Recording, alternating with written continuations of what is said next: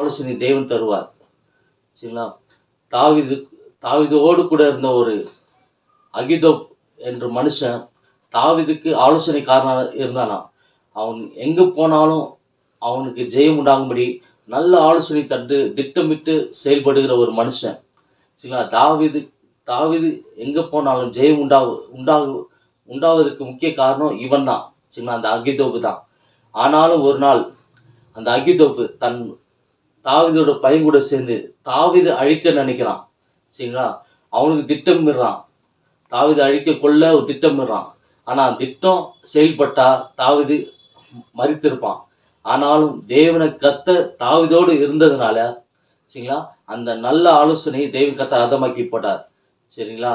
அதுபோல உங்களுடைய வாழ்க்கை கெடுக்க நினைக்கிற எந்த ஒரு ஆலோசனை இருந்தாலும் சரி, தேவனை கர்த்தர் உங்களோடு இருப்பார் என்றால் உங்களுக்கு விரோதமாக எழும்புகிற எந்த